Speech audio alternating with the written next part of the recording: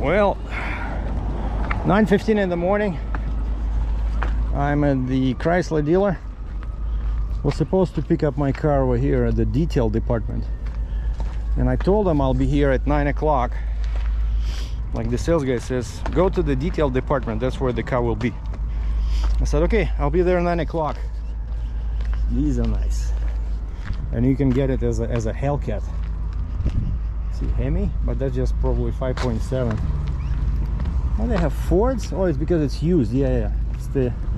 And in Alberta, especially in Calgary, probably once a year we have some crazy hailstorms, and so now every dealer in Calgary has this. They have these tents, and so expensive cars. See, like here we have Grand Cherokees, all the brand new ones. They put them under the tent.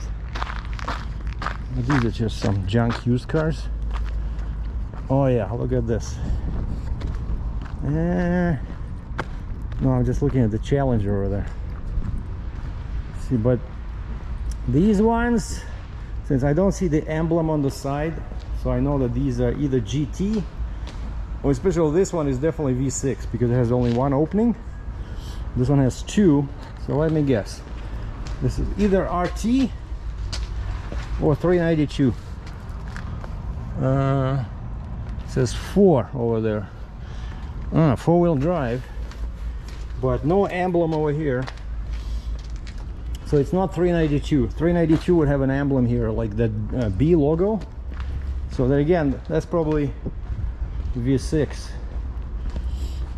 Yeah, but I really like this. Oh man, look at that Mopar.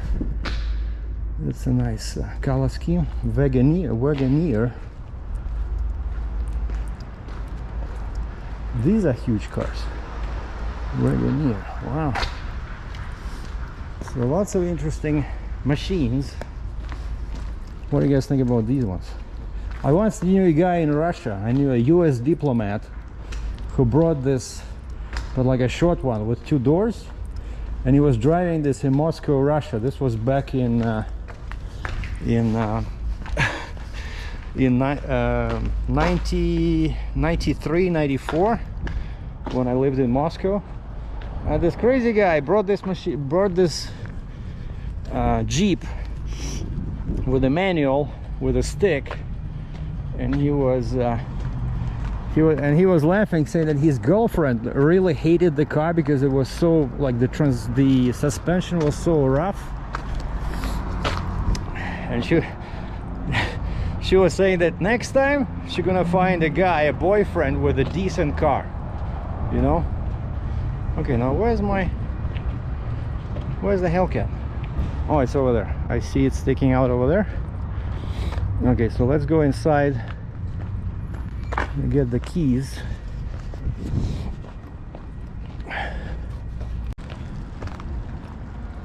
Now check this out. They washed it. I'm loving it. And that's how you know it's a Hellcat. Nothing else. Oh, and plus this. A Hellcat has 22 model has 2 inlets like this.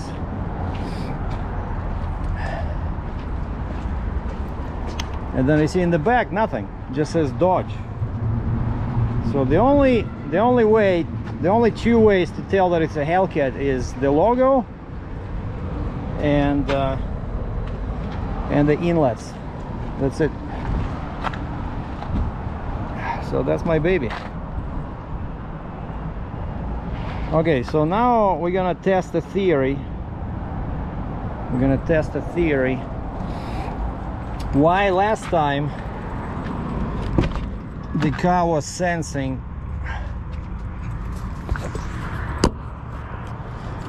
the red key, and I came up with a theory.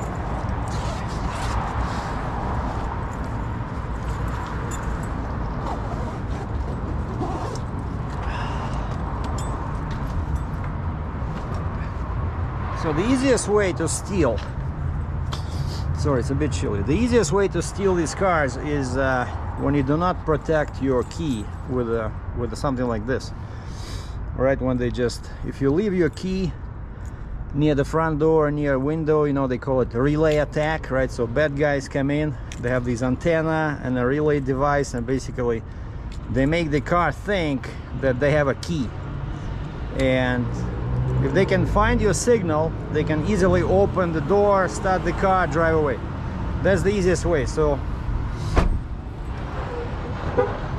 okay, so I bought this on Amazon, and this thing has 2 compartments. I was using this one,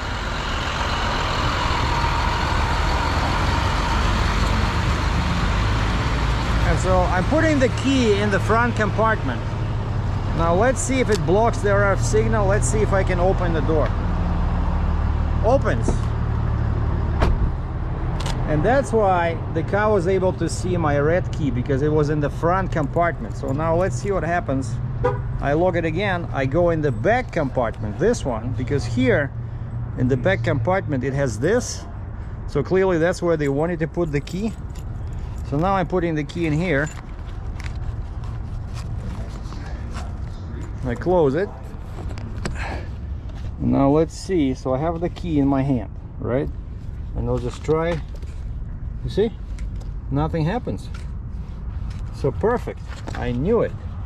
So basically, if you buy one of these, make sure this Faraday pouch, make sure you use the second compartment, not the first one, because if you use the first, this compartment, you have no protection.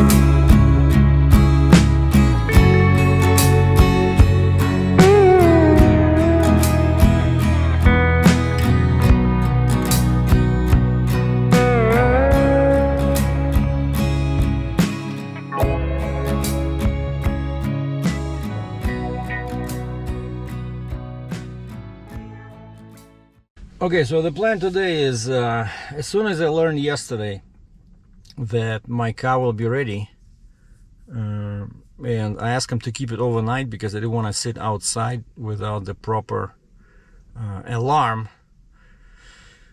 and so we agreed on this 9 o'clock. But as soon as I knew that the car is ready, I immediately emailed the guy I talked to in December. It's alarm installation shop.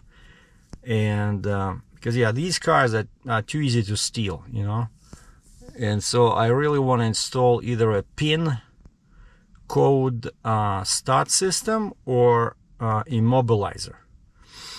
And I ran into these systems, believe it or not, when I was moving excavators as a trucker, especially Western Canada. Lots of guys install these pin,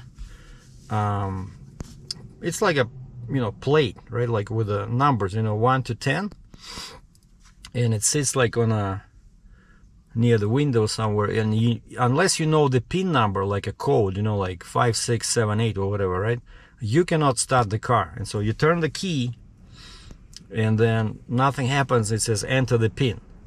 And so it's pretty popular in Europe. If you remember I think it was the second film in the Transporter series. The Transporter series, where the main character goes into the underground garage to pick up his Audi, and there's a bunch of bad guys standing around, and they say, you know, give us your key. And he says the key will won't be any good for you. And they're like, ha ha ha, why?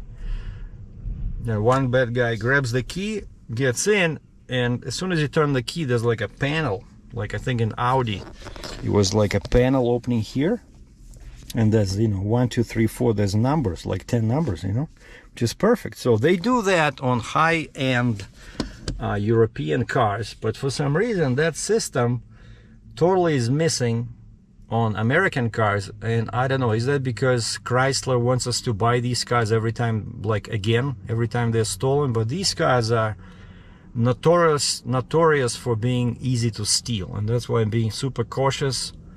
You know, I don't want to lose this car. And so the first thing I did, by the way, yeah, that's the whole point of this little trip to the dealer, was to install the PCM update. So I made sure I talked to them again. They said, yes, we disabled, upon your request, we disabled fob cloning. So now if somebody breaks the window and gets in the car with one of those fancy tablets, they will not be able to clone a key, which is actually the second easiest way to steal this, right? So way number one, like I was saying, is to steal your RF signal when you have your key near a door or window, or let's say in a house and they walk around at night with a big antenna. Relay attack, right? And then they just go to the door, they open the door. And of course the way to protect yourself from that is something like this, or just put your keys in a metal box. And that's what I'm gonna do, because I have three keys, but I only have 2 pouches. And so the third key, I have one of those ammo cases. You know, when I'm buying ammo, they sometimes, if you buy a lot of ammo, they send you a metal case, right? So I'm gonna keep a key in there. But the second way they do it is they break the window and they clone your key, right? And so now that is not possible in this car. So the downside is that if I lose my keys, I will have to pay for a new PCM. And so these bad guys, if they have a PCM, if they have a new PCM and they can reprogram it, only then, let's say, but I mean, who has time, right? So everything is like this. They don't want to sit in the car for 2 hours trying to steal it. And so that's a very nice, you know, very nice anti-measure against thieves. Like no fob cloning anymore. That's it. And so that's the third thing, is I want to install this either the pin code system or immobilizer. Immobilizer is something where you have to enter a pin, but using your factory buttons, right? So you use your, I don't know, let's say, you know, mute button, and then you use your volume, and then you use your up and down temperature, and then your, I don't know, set cruise control, you know, like only you know a combination of buttons you assign, and that unless somebody enters that, they cannot start the car. And so of course I still have that steering bar. I mean, you know, I can lock the steering wheel, but that's kind of like ridiculous, but still.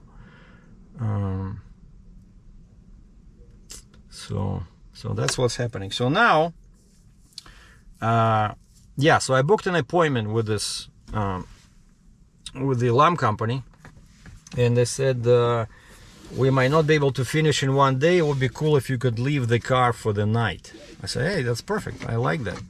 Because again, I don't want this to sit outside without the immobilizer or the pin system. I'm kind of like paranoid about this.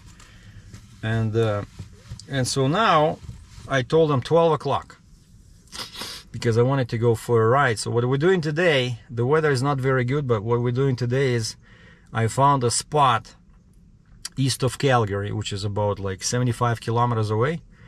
And so I'm gonna drive there and then turn around and drive back. So basically go see the country, but most importantly, that will complete phase 1 of my of the braking procedure. So it's 100 miles, 160 kilometers. I have to limit, I think, up to 3,000 RPM, but the speed cannot be more than 55 miles per hour, let's say 90 kilometers an hour. And these roads I want to go on, they're just 2-lane roads, but very good roads. And I think the speed limit is like 100 kilometers an hour. So I shouldn't be sticking out too bad doing 90. But that's exactly what I plan to do. I'm a very disciplined guy. It's an expensive car, so I want to follow the procedure.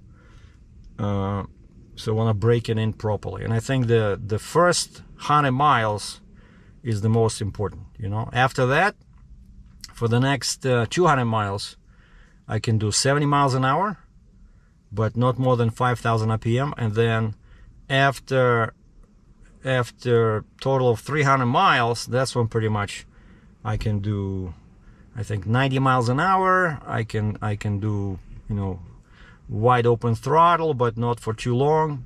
And then I can start racing after 1,500 miles. They say no racing before 1,500 miles. Okay, so let's go.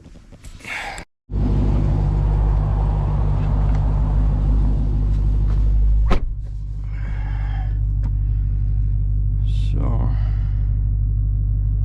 have to go south.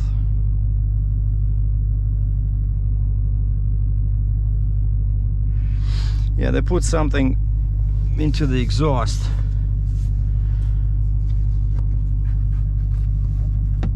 You know, trying to clean that a little bit of rust. Now it's creating a smell. Okay, you see now it's black key. See, it cannot see the red key because I don't have it.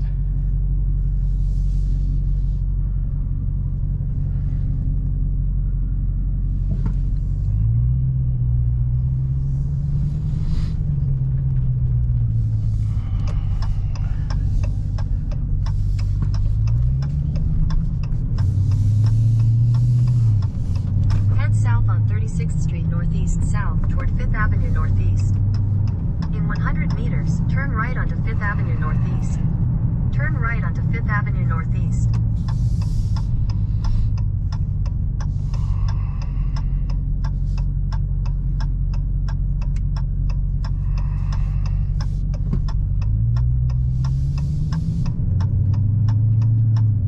In 200 meters, turn right onto 33rd Street Northeast.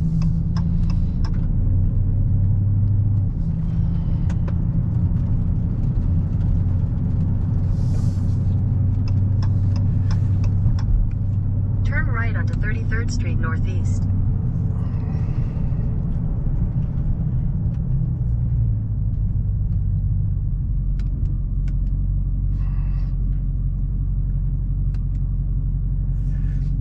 Yeah, just have to adjust the mirrors a little bit.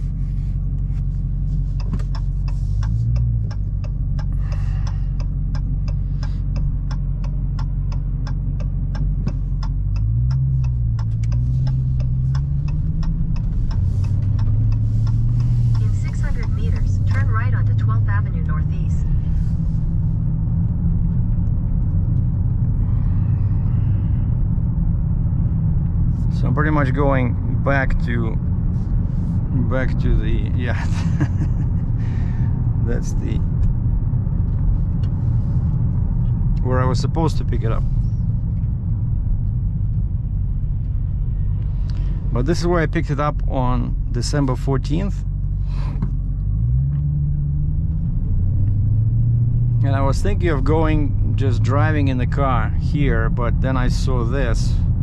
Like, it's pretty steep, you know, incline. It was all covered in snow, and I decided I didn't want to take that chance because the car was really slipping and, you know, fishtailing all over the place. Turn right onto 12th Avenue Northeast. So this is the first real drive, right? Because that one just, I don't think it counts, where I just drove from storage to in 300 meters, turn left onto 36th Street Northeast North. The exhaust sounds awesome on this. Like, no need to do anything. It's already pretty good. Like here we have two. Turn left onto 36th Street Northeast North, then use the right lane to take the Alberta 1 East ramp. Yeah, here we have 2 lanes turning left. Yeah, I see the problem is I cannot see the screen unless it's this way, but they might fall. Like, again, so funny, right? So $100,000 car, you cannot put a phone in one of these cups. I think they put some oil or something they put in the exhaust. I can smell like something is burning. They probably put some kind of like a rubber compound.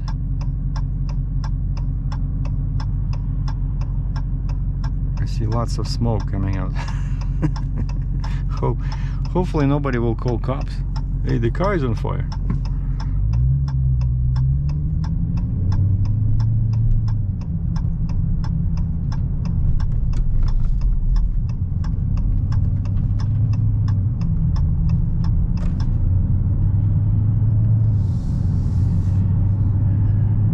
Use the right lane to take the Alberta 1 East ramp.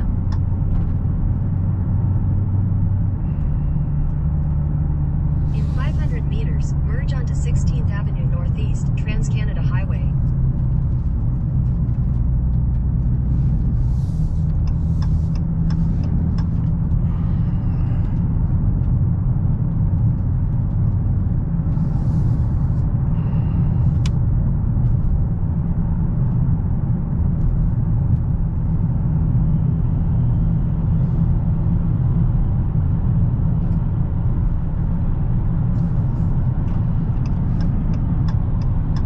Continue on Alberta 1 East for 33 kilometers.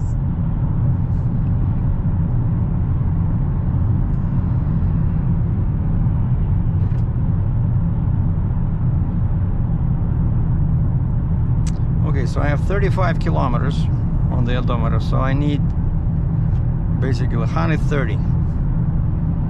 130, so what is that? 80, right? So, no, I mean 50 and 65, so 35 plus 65. Oh, cool. So I'm gonna turn around when the odometer shows 100 kilometers an hour. I mean 100 kilometers, which is like, yeah, 70, less than 70 clicks, 45 miles away.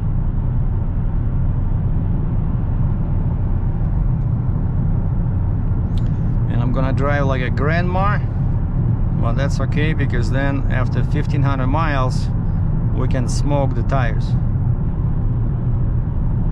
And it's a bit foggy today. The weather's definitely not, you know, for a road trip.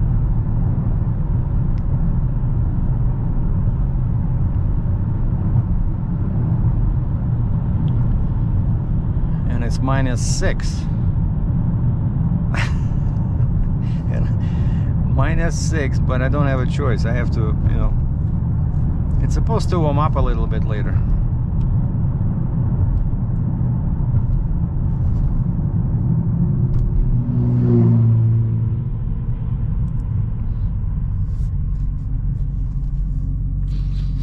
So we still have lights in here, but why am I going this way? I wanted to go on a local road. Oh yeah, I want to go on this. Okay, we'll go on 791. Like, there are these nice roads here, like this one, you know, like a 2-lane roads. That's what I want to go. I don't want to be on this freeway, because I think later on the speed limit becomes 110.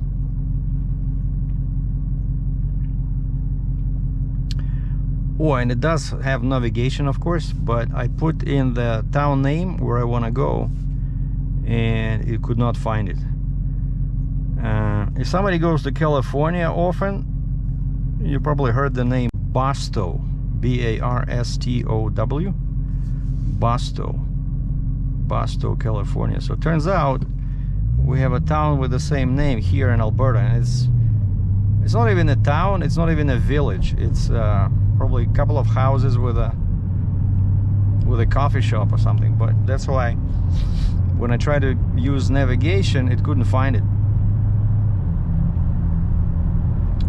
But that place is about 45 miles or 70 kilometers away, and that's where I want to go. And to turn around, Secondary Ontario 791.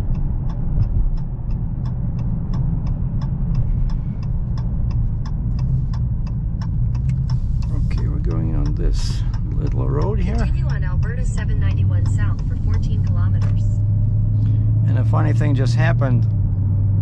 I heard a beep and my cruise control turned off, and I see a little symbol that says collision warning off.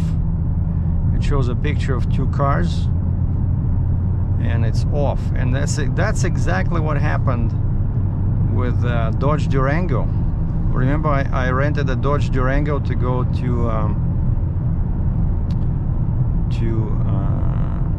oh wow, that's why the GPS, they want me to go here. 30 kilometers an hour.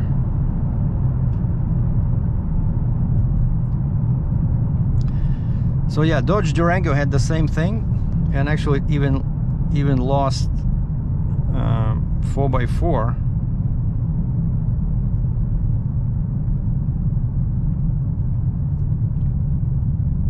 Yeah, last thing I want is get on the bad side of a local village cop or something here. So yeah, collision is off, but I'm pretty sure it's because it's -6 outside.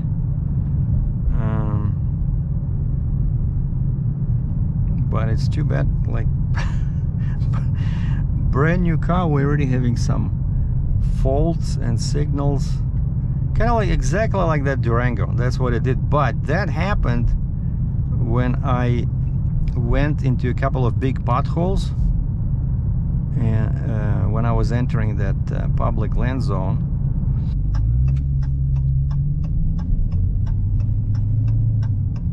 Continue on Alberta 22X east for 17 kilometers.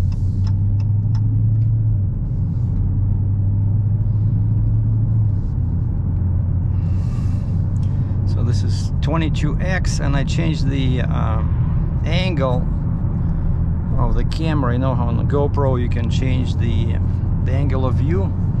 I changed it to super view so that you guys can see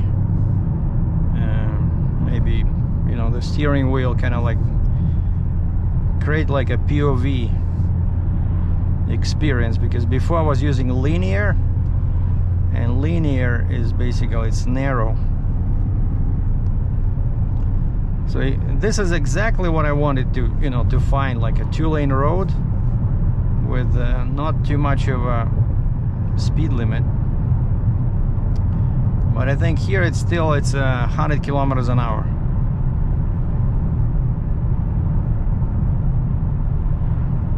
But somebody wants to pass me, let them pass me. So odometer reads 67. So I just need to do 33 kilometers this way, and then we're gonna turn around and go back. Now here there's 800 meters, continue straight onto Alberta 901 east. Signs for Alberta 901, like it. yeah, here something's funny is happening. So this is 22X and that's 24, and there's a stop sign, and after that this highway becomes 901. You know, interesting.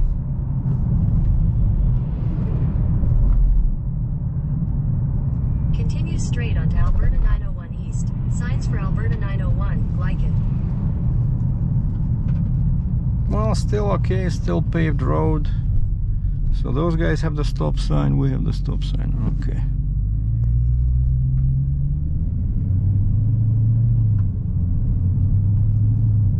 Continue on Alberta 901 for 27 kilometers.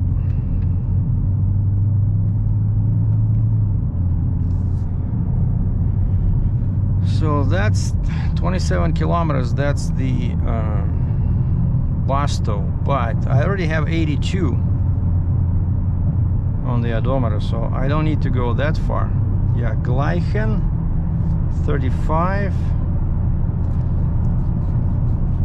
Yeah, probably. Yeah, I'm gonna do a U-turn in 18 kilometers. Yeah, GPS. Continue for 3 kilometers. GPS wants me to go there. I'm not going on the gravel road. So that's it, we are 98 clicks on the odometer.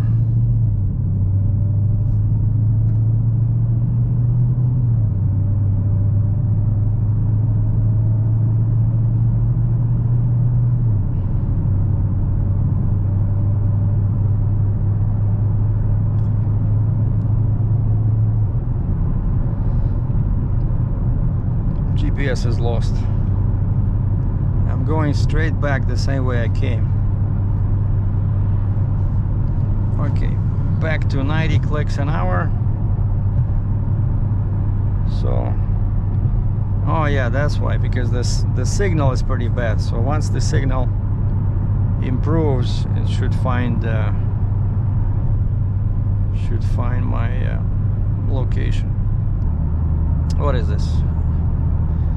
T800? No, Peterbilt.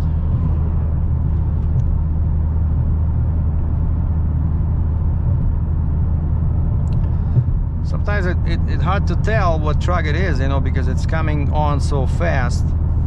And also a lot of them here, they have the winter front on the radiator. That blanket, the cover.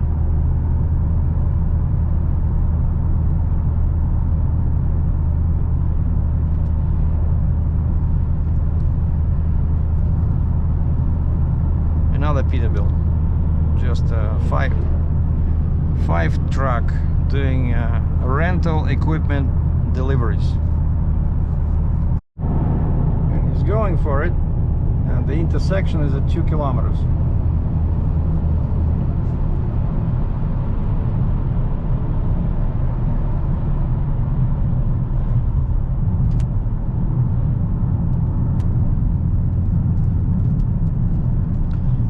Lots of junk is flying from him.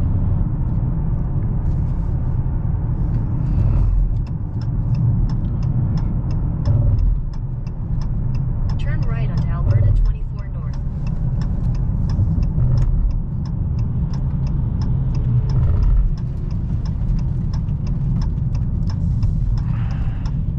That's good driving.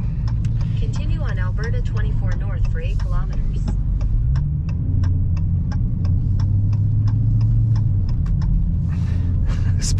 Speeding up to 120, then slamming the brakes for the stop sign. Yeah, I hate going in the same road, you know, like, I don't know about other people, but instead of going like this, I'd rather go, you know, in a square or circle. And we are already at 115 clicks on the odometer. 115. So a real maiden voyage of the Hellcat. Well, I just turned on this County Road 234, also known as Glenmore Trail, and this takes me back west. So Calgary is that way, Edmonton is that way, and US border Montana is that way. Kind of farm, lots of trucks, some beat up Freightliners. See, this is what I like. This is where you go if you want to do some photography. But I mentioned those owls, right? Owls, they're not gonna just be, well, sometimes they sit on the poles near the road. But I think, you know, these big birds, they need trees. So something like I see over there coming up on the left side, there's a bunch of trees. So that would be a good area, but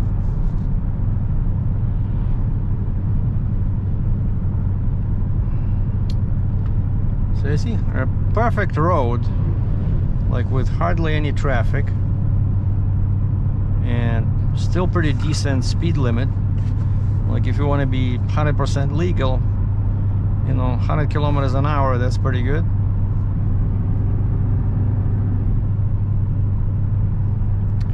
And I should be at the alarm shop at 11:26, which is perfect. I told them 12 o'clock. And then the plan today is to go and take an Uber to Starbucks and do this video, and I'm gonna upload it after lunch, and maybe then take another Uber and go home.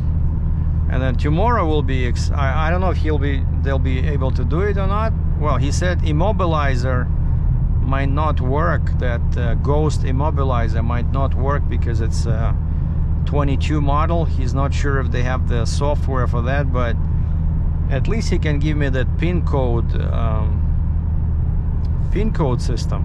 That's the other possibility. And also I have that neutral gear access lockout plate that goes here somewhere, but I think it might be very tricky to open this. Basically here where this chrome is, and under this rubber there's a ring with a string, which that's the other way they steal these cars, right? They break the window and they pull up this rubber and they pull that ring, and then they can just push the car from the driveway, or they push it with another car. And so if I install that plate, that would slow them down considerably. But I'm gonna ask that, because you know it's all nice carbon fiber over here. I don't want any scratches, so I'm just gonna ask this guy Sam, the owner of the alarm shop, like if he thinks he can do it without damage. If not, I'll do it sometime later.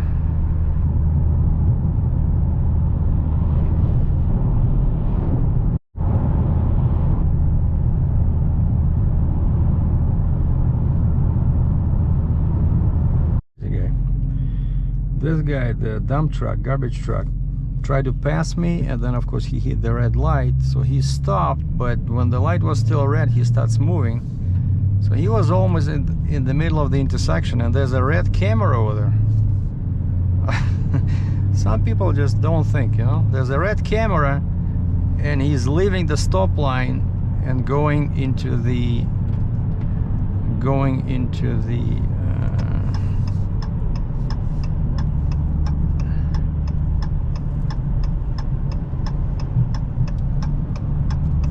intersection.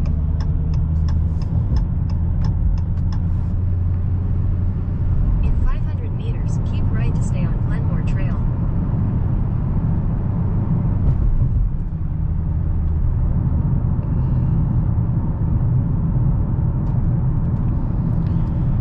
Glenmore Trail, okay. Keep right to stay on Glenmore Trail.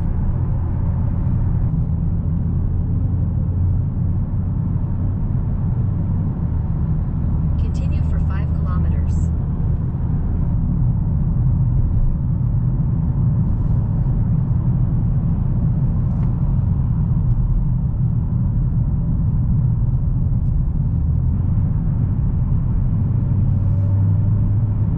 In 400 meters, turn left onto Manhattan Road Southeast.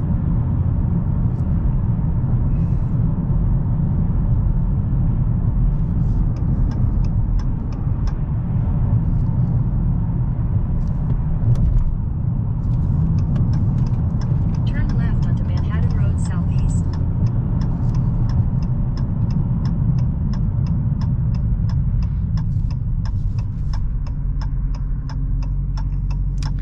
So now we're in the right area. So to the right is a big Chevy dealer, then behind it is GMC and a gas station, and over here it's all industrial fitness factory, weights, boxing equipment, weight benches.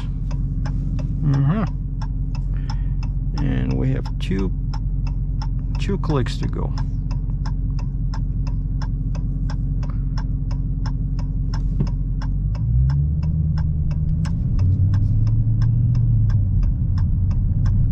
In 800 meters, turn left onto 42nd Avenue Southeast.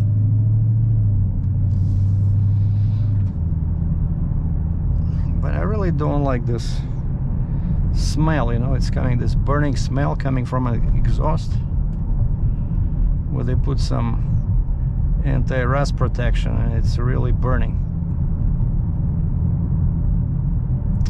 Okay, so we're turning somewhere here. Here? No, next one.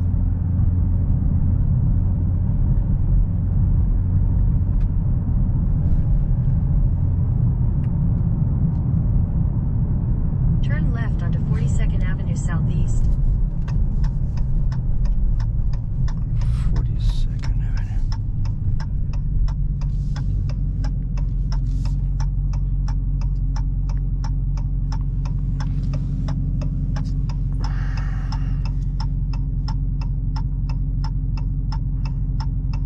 Yeah, the shop is somewhere right there, but you cannot get there from here because that road turns right and it's a dead end. So I have to go like this, but the general direction, it's funny, is that way. So there's lots of narrow streets here. In 300 meters, turn right onto 39th Avenue Southeast.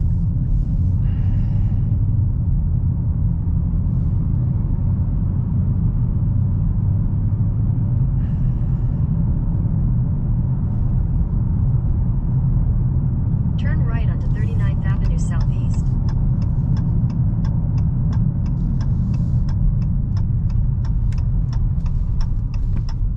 In 300 meters, turn right onto Manchester Road Southeast.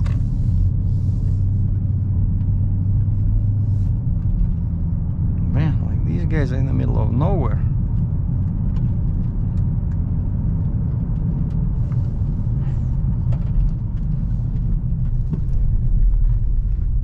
Turn right onto Manchester Road Southeast.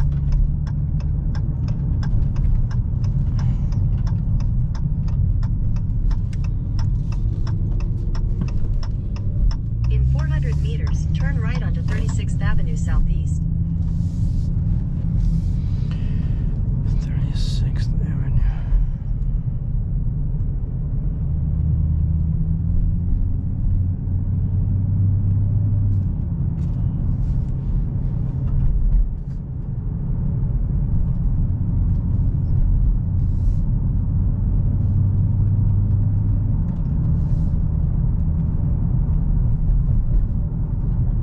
Turn right onto 36th Avenue Southeast, then your destination will be on the left.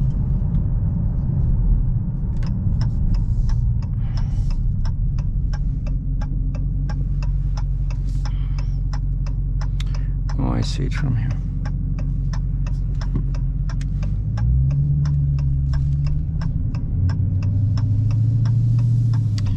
Well, I made it. I made it to the alarm shop. Let me just go in, talk to them, see where they want the car.